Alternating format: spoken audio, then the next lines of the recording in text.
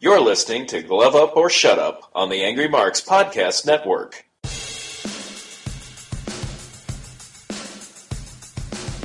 You're listening to Glove Up or Shut Up on AngryMarks.com with Peter H.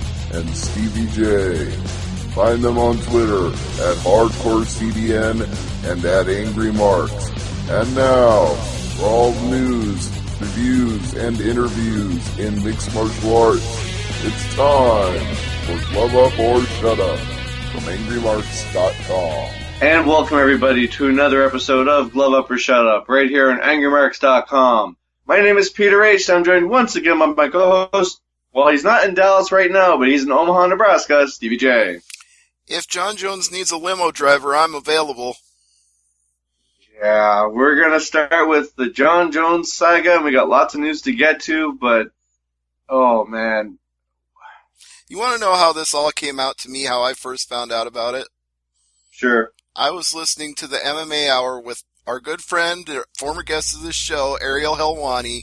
He had a all-star roster of guests on Monday. He had Joanna Champion, John Jones, Mark Ratner from the UFC, the senior executive manager of UFC. He had who's who of people on the show, but I was tuning in to hear his explanation of what happened between him and Fox, which I know we'll get to in the news later. And then he's like, I'm not going to address that right now. I'll address it later in the show because I'm not the news. I report on the news. So we're going to talk to these fighters first. And he gets to the John Jones interview, and I'm still listening, waiting to hear what he's going to say about what happened with Fox. And then all of a sudden, during the middle of the interview, John's like, I think I should tell you this first because it's going to come out anyway. I got ticketed for drag racing.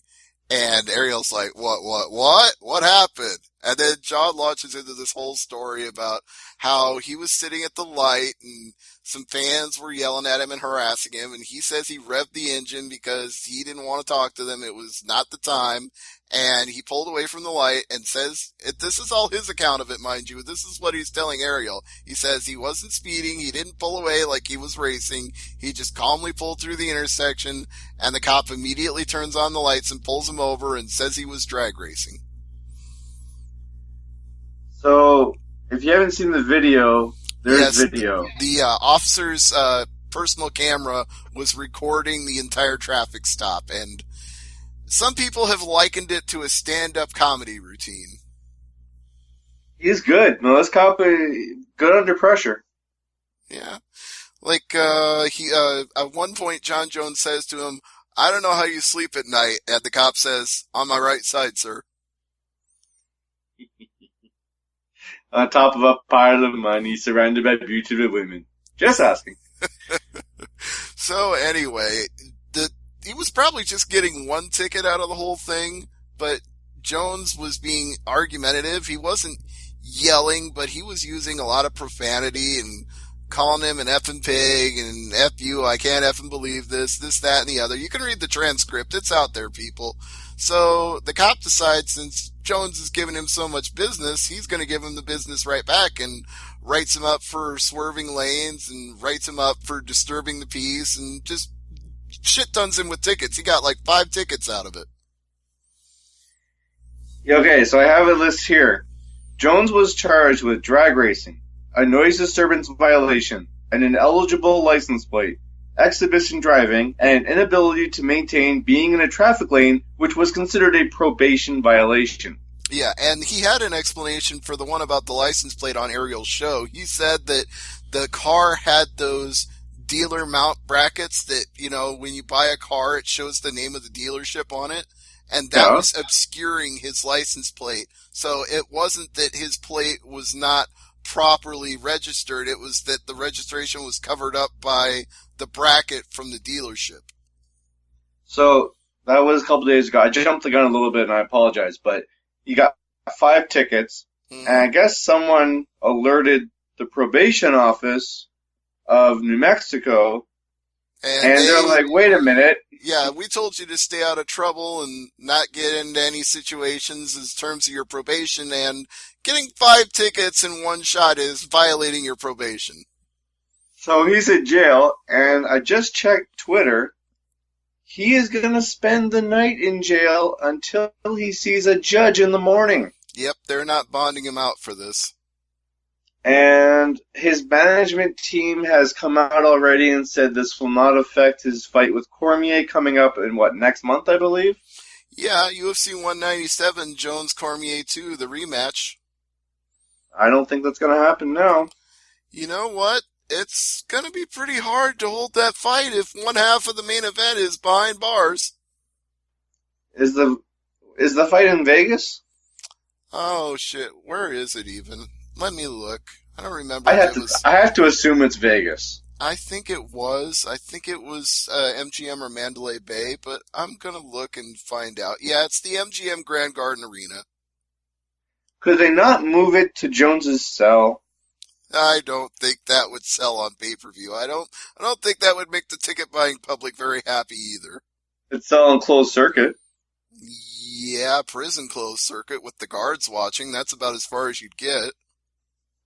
Live on pay-per-view, the war behind the door of the cell. You know who's really getting screwed? And I've heard this bandied about already, but I think you know where I'm going with this. Oh, God. Who? Demetrius Johnson. Because who's gonna buy UFC 197 if the main event is Demetrius Johnson versus Henry Cejudo? People were gonna buy that pay-per-view to see Jones and Cormier, and Johnson was gonna get the rub strictly off of that. He was gonna get more pay-per-view buys and a bigger check at the end of the night because he was on the same card, and if the Jones-Cormier fight is scrapped, he's screwed. Wasn't that the same thing with the UFC in Calgary where couple of fights got canceled. It ended up being, I think it was DJ against guy from Japan. Oh, Horiguchi? Yeah, I think that was Horiguchi. Yeah, Horiguchi, that's it, yeah. I'll check the fight record, but I'm pretty sure that's who it was. But there were a couple of fights that were scrapped and ended up UFC being, 186 in Montreal. It was Kyoji Horiguchi. He armbarred him with a second left to go in the 5th round. Believe it or not, even though only 150,000 or so people bought that pay-per-view, it was one of the most amazing pay-per-view finishes ever. 1 second left to go in the 5th round. That's pretty fucking incredible. Alright, that was Montreal. I'm thinking of that Calgary show, because every time I think of that show, it's probably the most cursed show in UFC history. Well, yeah, you're talking about the one where like 12 different main events were attempted and fell through, and then a bunch of the co-main events and cards underneath it all fell through. I think that show was in 2012. I'll find it. Yeah. 149, Faber versus Barao. Does that sound right? I think so. Yeah, because here's the laundry list of people that were scrapped for that show. Jose Aldo was scrapped. Eric Koch was scrapped. Bisping and Bosch were scrapped. That ended up being Bosch and Lombard. And Bibio Fernandez was signed, and then he couldn't fight. And then George Roop was supposed to fight Cavallo, but Roop was replaced by Pineda. And Nogueira was supposed to face Czech Congo, but Nogueira pulled out, citing an arm injury. And Claude Patrick got forced out by an injury. It was just a laundry list of things that went wrong with that show. Oh, but, you know, when it comes to Jones spending a night in jail, I mean... Won't be the first time, right? Won't be the last. Yeah, I heard, I think it was Brian Alvarez say this when he was talking to Filthy Tom Lawler. This will not end well. Nope. Jones just can't seem to avoid getting into trouble. Now, let's play devil's advocate for a second here. Not talking about Jim Beam.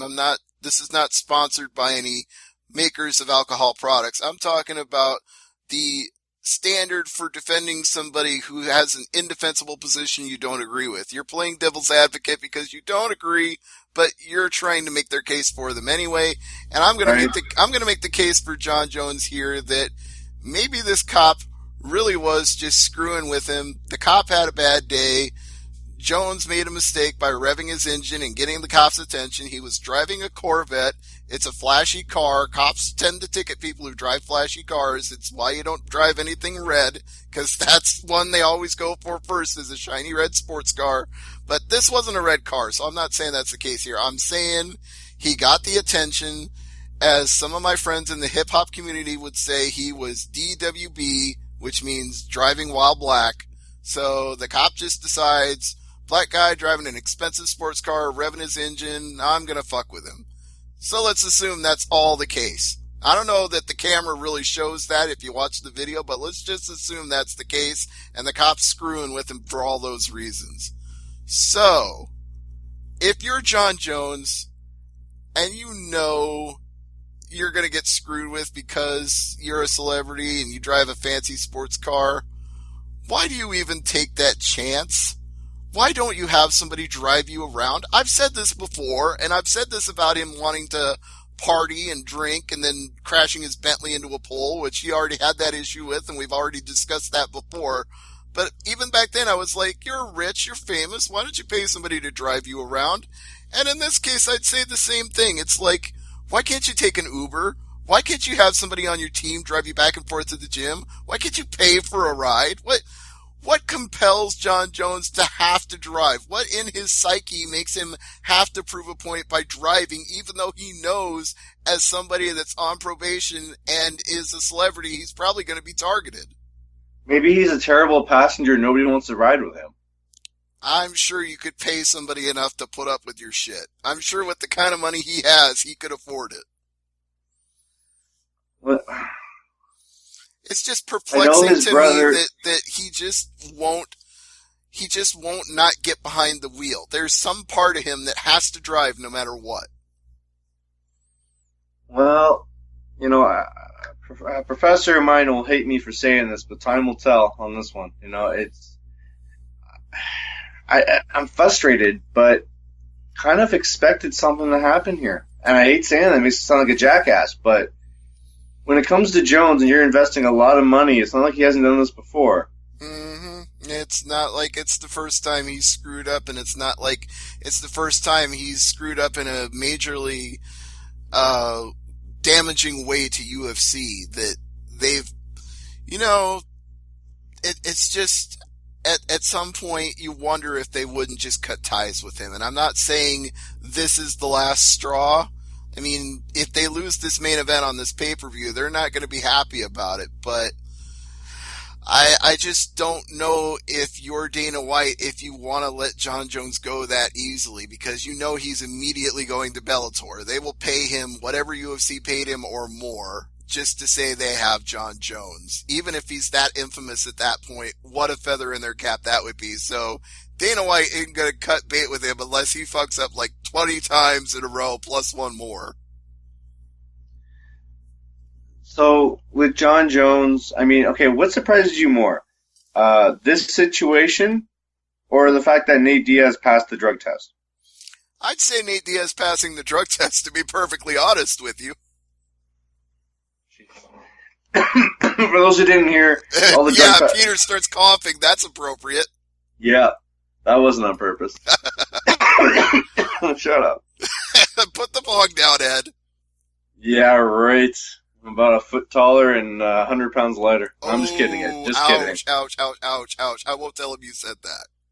No. He'd kill me. He'd probably send Blue Pants after me. But, you know, it's one of those... Go on. It's one of those situations where, okay, all the drug tests came back clean for that show with Nate Diaz recently, so that's good news. But,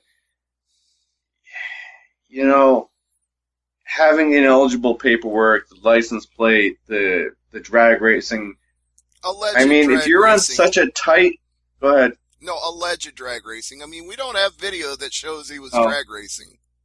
That's just what the cop said. Well, if you rev your engine, I mean, certain towns have that.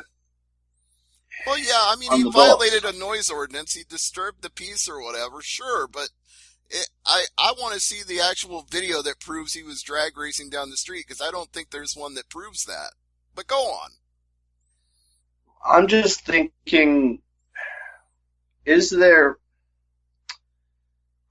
I'm trying to think of the right words to say this, but can he come back from this? I know it's John Jones. I know he's the big name, but whatever, like, popularity he got fighting in the octagon, but you're looking at him making his return after being, you know, out for a bit. what fans are still going to cheer him on if he's a two-time offender? Well, you know what? This is the kind of thing that, as cynical as it is for me to say this, it probably helps him. Because if he's already hated and already perceived as a villain by a lot of people in the sport and who watch the shows, then being even more of an idiot and even more of a villain is only going to make them hate him more. And as I said to Rob Schamberger when I talked to him, it doesn't matter whether they hate you or love you as long as they care. And the more they hate John Jones, the more they're going to pay to see him lose. So I have flashbacks to when Cormier and Jones had that press conference recently, and Cormier was saying, "This is your role model." Now what is he saying? Oh, you think he's pissed?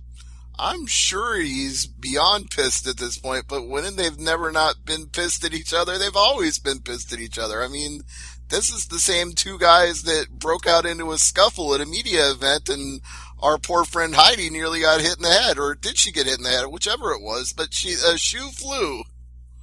Out the shoe again. Yeah, but I'm just saying, it's a track record with these guys. They don't get along with each other. They don't like each other. In fact, Jones was talking about the more recent press conference, the one that you just mentioned, and he said on Ariel Helwani's show that after the press conference was over, Cormier and some big tall dude who we didn't know who he was, and two of his trainers all came up to him and started talking shit to him. And Jones, again, this is Jones' account of the situation. I wasn't there. I don't have video of it. I don't know. But this is what Jones told Helwani when he asked him about it. He says he told Cormier, "If you had something to say, you could have said it to me at the press conference. Let's both be professional here." And his account of it is that Cormier kept talking smack to him anyway, so Jones started talking it back to him, and then one of the guys that was with him was a boxing coach of some kind, and started talking shit to Jones, and Jones said, "I had to show him I was a man. I had to show him that I couldn't be intimidated, and I said, you all want a piece of me? All for you? Let's go right now." All right, so I've got the quote here from John's management team. Mm-hmm.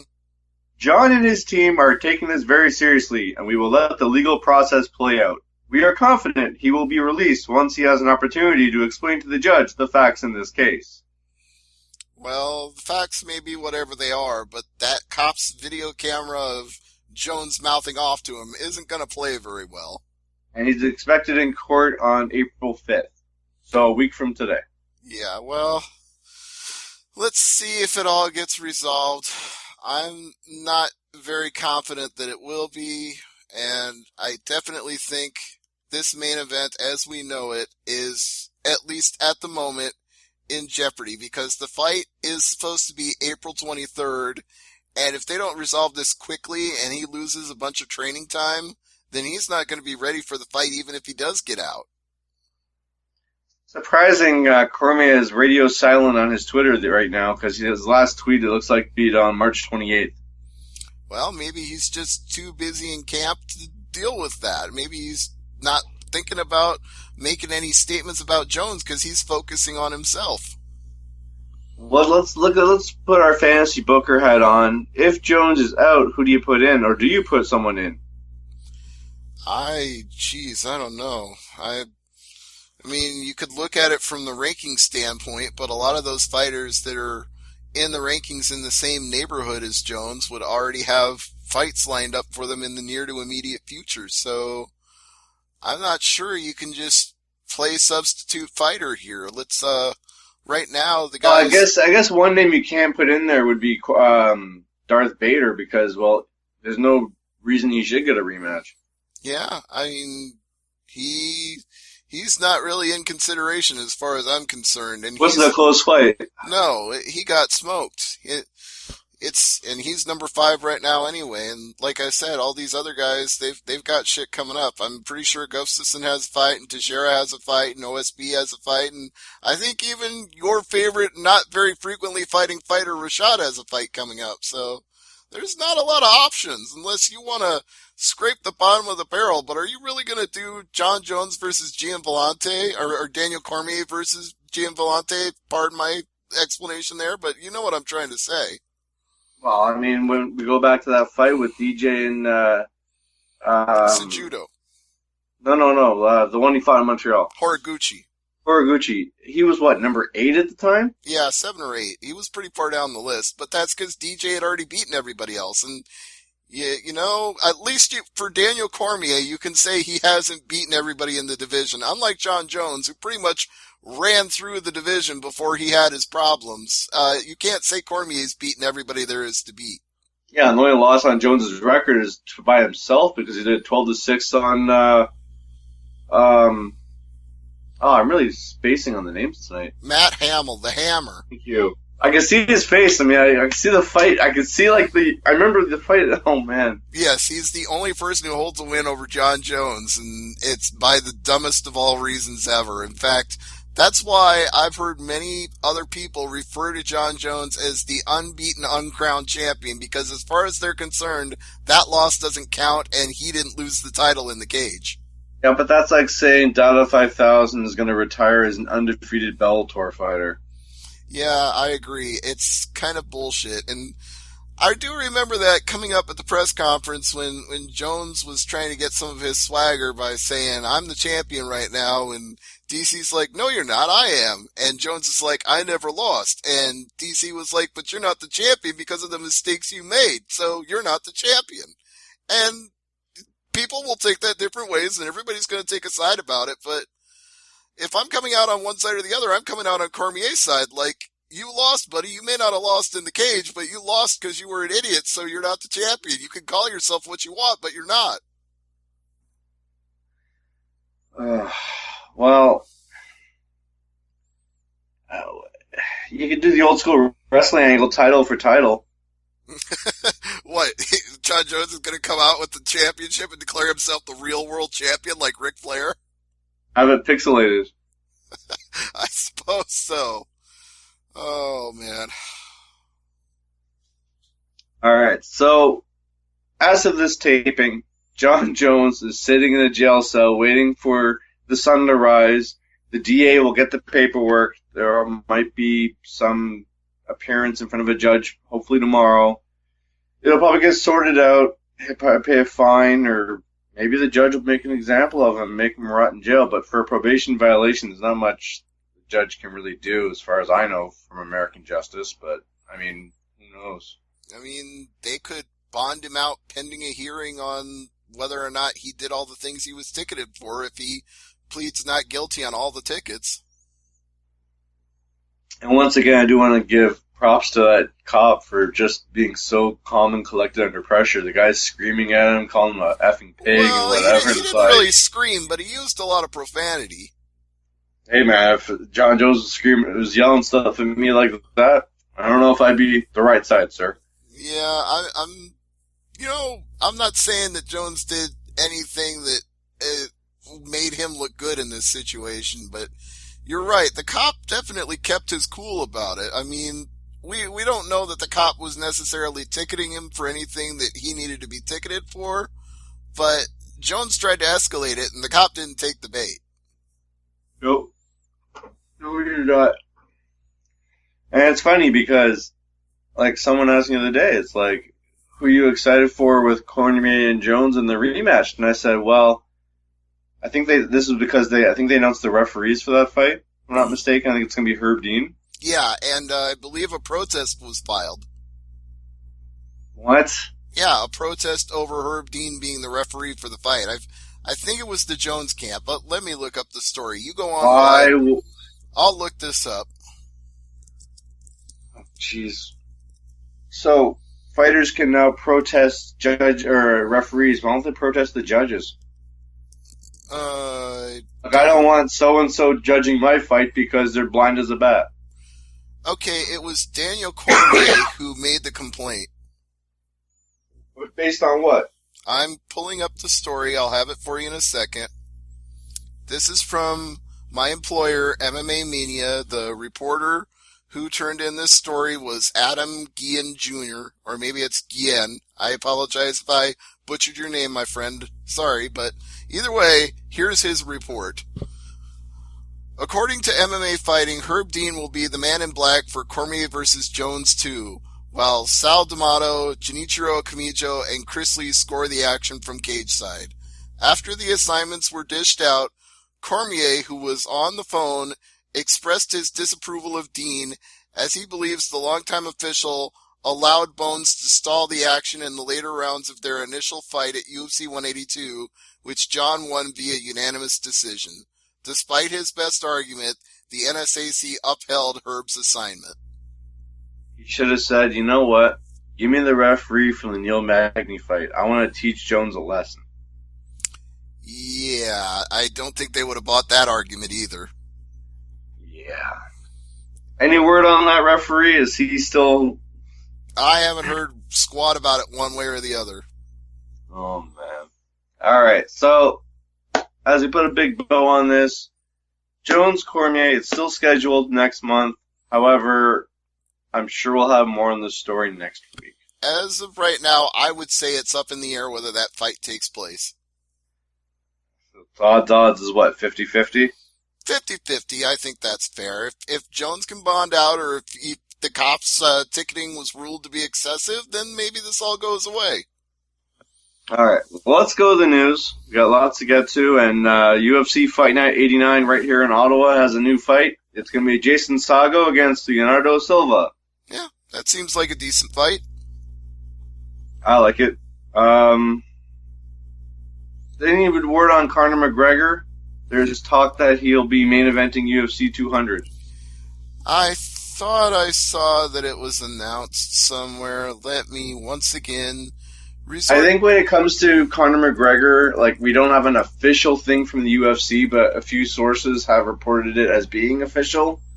But until I see like a press release or Dana White himself announcing it, I'm not gonna. It's such a big rumored fight because what do you do if UFC 200 has a Conor McGregor main event rematch to Diaz? I would strip him of the title. All right, here we go. I've got a report, and this one is from a man who is directly over me when it comes to story approval and editing stories. It's Jesse Holland, and he says, despite his second-round submission win over Conor McGregor at UFC 196, Nate Diaz is still the betting underdog for their welterweight rematch, tentatively scheduled for July 9th. And then he says in parentheses, more on that here. So I'm clicking on the more on that here to see where this leads me down the rabbit hole. And this story is also from Jesse Holland, and it says, sure, Conor McGregor is the Ultimate Fighting featherweight champion and yet has to make a single title defense at 145 pounds, but why bother with any of that crap when there's more pressing matters at hand, like a Nate Diaz rematch at UFC 200, or 200. No, I'm not trolling. This is real news from Ariel Helwani. And then he quotes Ariel as having said, the UFC is close to finalizing a non-title welterweight rematch between McGregor and Diaz for the July 9th card. MMA Fighting has learned this from multiple sources. If all goes as planned, the promotion is hoping to announce the fight shortly. And underneath that paragraph, he writes, ESPN corroborated the booking on Twitter. So there are several sources saying this match is official, unofficially. I've seen odds on this fight, and I thought, why are they making odds on an unofficial fight? But Conor McGregor is the slight favorite. That's what the article I read you was the first one had him as minus 170 and Diaz at plus 140. The current line, as of this show, is McGregor minus 130 and Diaz plus 100. So it's changed since the line first came out. Because Diaz won the first fight? Dude, with some of these lines, I don't even know what to tell you. I looked at the Oklahoma-Oregon line, and Oklahoma was the underdog, and I just went, what? What about Iowa State? What happened with them? They got choked out by UVA's defense in the first half, and that's pretty much what everybody said UVA was good at, was strangling potent offenses with their stellar defenses, and that's pretty much what they did. Plus, they got a lights-out shooter on UVA named Brogdon, who was just, you couldn't stop him anywhere on the court. All right. Well, before you ball so hard, let's get back to the news. Yes, let's do. Oh, Hector Lombard going back to middleweight. Well, maybe that's for the best. Maybe he can be comfortable at that weight and not need to take anything else to help him.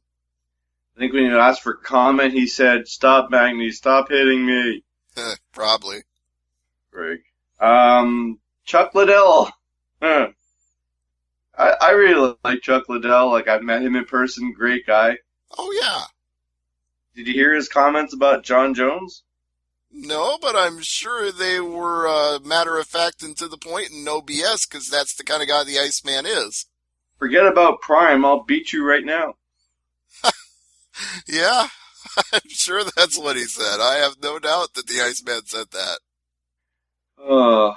I think it'd be interesting to see that fight, but it'll never happen. No, I don't need to see Chuck Liddell fighting anymore. I respect his moxie, and he's voicing a sentiment that will certainly be popular at this present time, but no, I'm done seeing Chuck fight. He had his day. Dennis Bermudez wants a fight against BJ Penn because, quote, he's famous. Well, everybody wants a fight with him for that reason. Nick Lentz wants a fight with him for that reason, but BJ has still got to get over this whole alleged assault thing, and then if he gets cleared from that, then we'll see if he gets booked. All right, we talked about the drug test UFC 196, so we'll move on to the debut in the UFC of one Cyborg Justino Santos. Also revealed on the MMA Hour with Ariel Helwani on Monday, and I believe I sent you a message about it right when the news broke. Mm-hmm. And I the said, opponent is the Peacemaker, Leslie Smith. when you said she's making her debut, I said, finally. And then you said, it's not against Rousey, it's against... Against Leslie Smith. Yeah, against Leslie Smith. I laughed because Leslie Smith wasn't the original opponent. It was supposed to be, I think it was Kat Zingano. But the fight got changed around, which doesn't surprise me. No. Like, fights get changed around like crazy, so. And there's a lot of people who've said this, and I don't want to agree per se with the statement they've made, because I've met Leslie Smith, I've covered her fights, I've interviewed her, and I think she's a great fighter, but a lot of people are saying about her that she is a lamb being fed to the slaughter. Well, she did knock out Jessamine Duke. Yeah. So she's got some power there. And the main event of UFC 198 is Verdum and Miocic. So it's a good card. I mean, last one was Silva and Hall, Belfort and Souza, Anderson, Matt Brown, Damian Maia. Dear God, this card is stacked. Yeah, it's a good card, and this fight only adds to that card. Plus, it's in Brazil, so you know Cyborg is going to be over like Rover there. Oh yeah, she'll get the hometown pop for sure. Yeah, but do you think that Leslie Smith is just going to get decked? Because, I mean, it's a catchweight fight, and Cyborg's a pretty big woman, as you and I both know. Yep. And having been to a few of her fights in person, I can tell you that when Cyborg puts her hands on an opponent, even somebody that's allegedly in her own weight class, they go down, and they go down quick. Well, I'm interested to see what she tips the scales at for that. I know it's a catchweight fight, but I believe it will be contested at 140 pounds. Okay, so she can step on the scale and be 139 or 140 on the button. If it's 140, I think you get a 1 pound weight allowance for that, so she could be 140.9. Okay, but my point is, if she steps on the scale at 139 and 140 or whatever, and she's not, like, as someone put it when Conor McGregor's on the scale and looks like death because he's cutting so much weight, if Cyborg looks healthy at 140, the argument will, the rumor mill will start flying again, saying, well, she looks great at 140 on the scale, why can't she cut down 5 more pounds? That doctor who told her she can is an idiot. Yeah, well, all that I can say about that is all that I've ever said about it. it's no longer relevant to talk about her fighting Rousey because Rousey isn't even the champion. And Rousey's out doing movies, and the rumored fight would be her against Misha Tate, probably in the late fall. That's right. So whatever they're doing it not because they're trying to build up a match between Cyborg and Rousey. They're doing it because they're paying Cyborg all this money to fight for them, so they got to get their money's worth. All right, let's jump to World Series of Fighting. Isaac Valley Flag is hoping to fight Mike Ricci. Yeah, I believe I got a press release on that. Interesting. Let me pull it up. World Well, Series. as he does, but Hold on. World Series of Fighting returns to the Foxwood Sports Casino on June 17th. A heavyweight world title fight between Blagoy Ivanov and Josh Copeland with a co-main event of Jason High and Mike Ricci. Jason High. Yes. Huh. It's a number one contenders lightweight fight. Okay. So the winner of that fight gets Gaethje. All right. UFC 199 in LA sees Sean Strickland fight Tom Breeze. Okay. I don't know about that one. That's it's a fight. Not big. The only big thing is that Strickland is from the area, so extra motivation. I would think Breeze would be the favorite in that fight, but he didn't look as impressive as I expected him to do against Keita Nakamura. He was the heaviest favorite on that Bisping Silva card, and he was expected to smoke Nakamura. And don't get me wrong, he beat him, but he didn't smoke him. All right, so UFC Fight Night 88, May 29th at Mandalay Bay Event Center in Las Vegas, right? Right. We'll play Price is Right rules on this. How much is cage side tickets? Main event is Thomas Almeida and Corey Garbrandt. I'm going to go ahead and tell you because I got a press release about it here somewhere. May 29th, UFC Fight Night tickets on sale. Tickets start at $50. What do you think cage side is? $175. It's all right here in the press release. It's in the press release? Oh, I thought. Yeah. Okay. I'm telling you, I don't have to play the guessing game because it's right here in front of me in my email. Okay. Well, sorry, I don't mean to ruin your game, but it's kind of hard not to when I know it's right there. Ruined. Henan Barrow fights Jeremy Stevens and Tarek Safadine fights Rick Story. Okay. This is another good. Wow, this is a stacked card for the hardcores. Chris Camozzi, Victor Miranda, Lorenz Larkin, and Jorge Masvidal, and Josh Berkman and Paul Felder. Isn't that Vitor Miranda, not Victor? Oh, sorry, Vitor. Yeah. My bad. Well, you said for the hardcores, so I figured if I get that wrong, then what kind of hardcore am I? Abel Torrio and Diego Ferreira and Eric Koch against Joe Proctor on the prelims for Fox Sports 1, and on the well, hell, they got prelims on Fight Pass is Barish and Collier. I mean, they got Josh Berkman and Paul Felder on the freaking prelims of this. Yeah.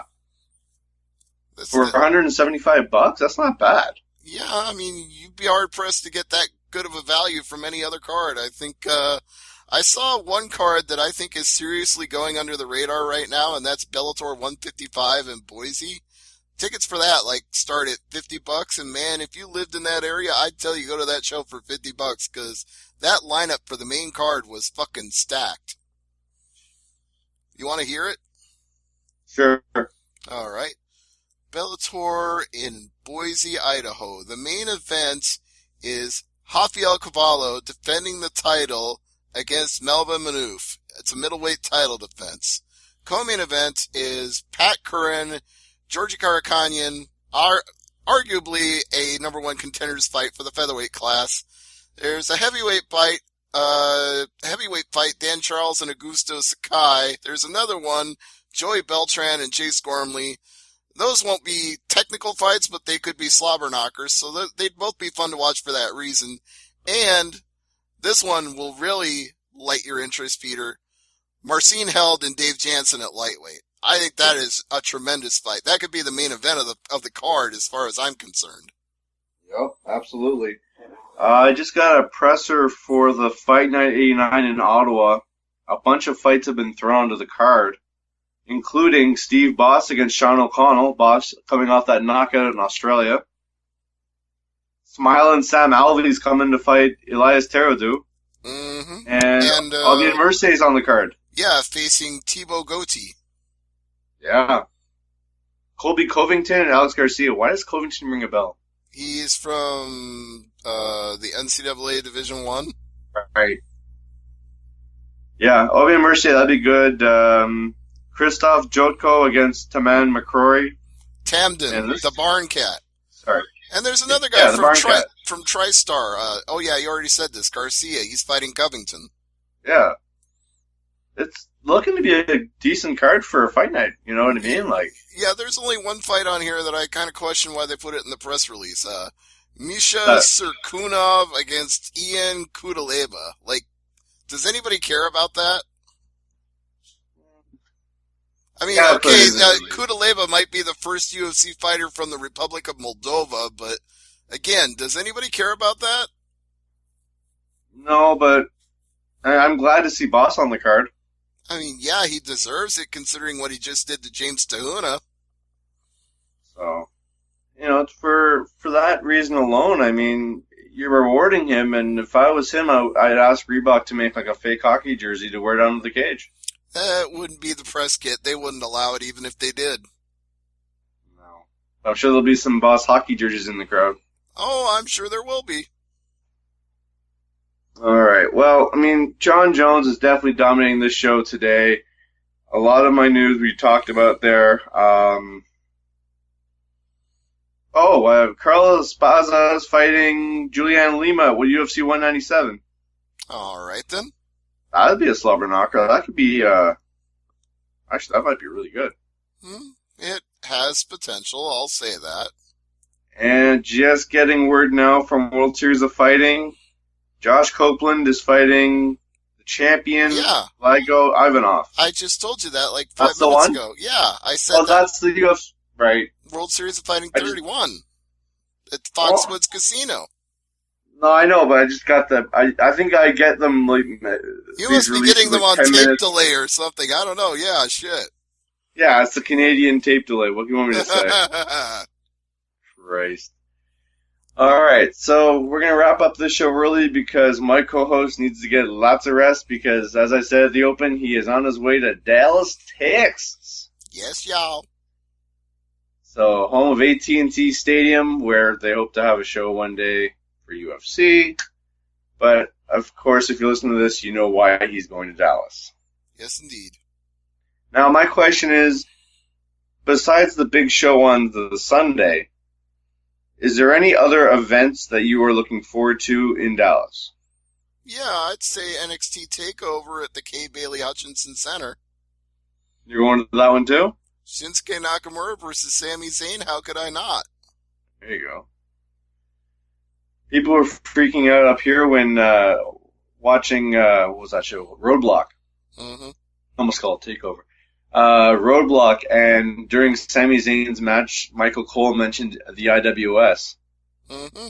And it was like, oh my god, like, it was like, they mentioned where they came from, because Zayn and Kevin Owens, that's where they, you know, met and had great matches back up here, you know, so. Right, but I mean, Roadblock was in Canada, so they're not going to mention other things in Canada? I mean, at that point, you might as well.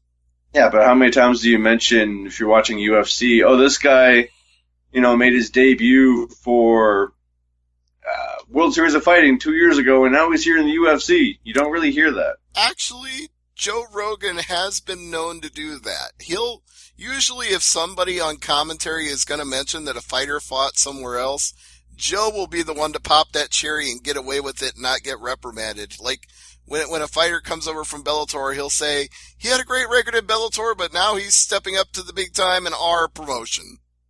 It's not like Pride. Pride was the main competitor, so you could say the former Pride champion or the former Pride heavyweight, you know, number one contender, blah, blah, blah.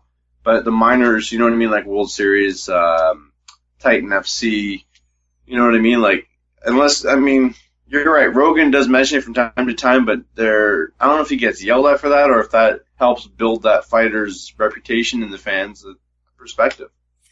I think it's more of a fact of he's got to be honest that a fighter didn't just pop up out of nowhere and show up on UFC's doorstep. He's got to be able to tell people where this fighter came from and why we should be excited about them. So he's got to say something. Yeah. All right, well, what's on tap for Thursday night AMP? Rob Schamberger. Oh, cool. I know that name. Yeah, I mentioned earlier in the show that I talked to him. All right. Yeah, I mean, other shows on the network, Raw Reaction, SmackDown Rundown over the top radio, Impact Implosion. SmackDown Rundown is on hiatus for a while, but everything else you said. All right. Impact Implosion, I always laugh at that because you don't know how much longer that's going to be there. Yeah, well, they're talking about selling it, but we'll get into that when we get into wrestling news, but that's not this show. That's a topic for another show. But for Stevie J, I'm Peter H., a hardcore Canadian. Thanks for listening. As I always say, never leave it to the judges. Good night, everybody. See ya.